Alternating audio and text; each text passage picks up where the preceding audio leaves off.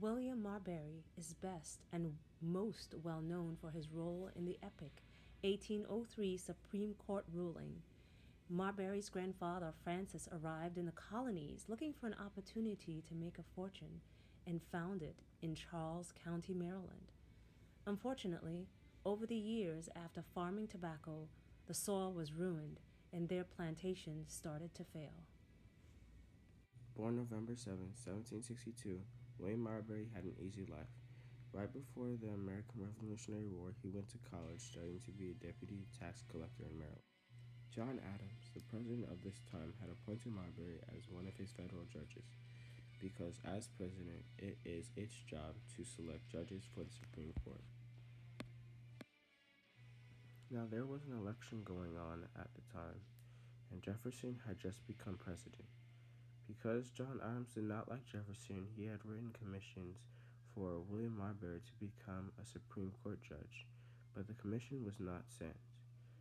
Not long after, Jefferson got word of this and told James Madison, the Secretary of State at that time, to not send Marbury's commission. Instead, Jefferson sent a commission of his own for James Madison to become a Supreme Court judge.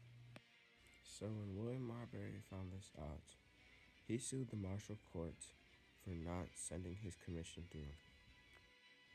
So Marbury goes before the Marshall Court and argues his case against the president on the Judiciary Act of 1789. So pretty much what had happened was two presidents had sent commissions, but Marbury's was not sent.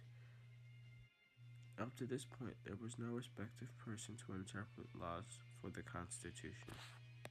So John Marshall, the previous Secretary of State, had to come in and be the interpreter of the law, initially saying that it is the Supreme Court to finalize and interpret the laws of the Constitution.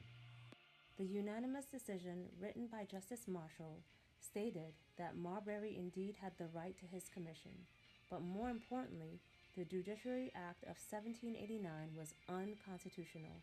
Therefore, the Supreme Court could not force Jefferson and Madison to appoint Marbury because it did not have the right to do so.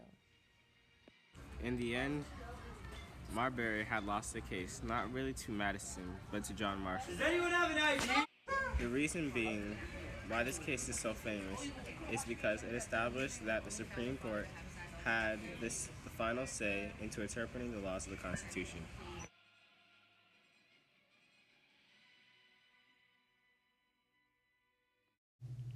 After losing this case, Marbury lived the rest of his life as a successful banker. Marbury died March 13, 1835.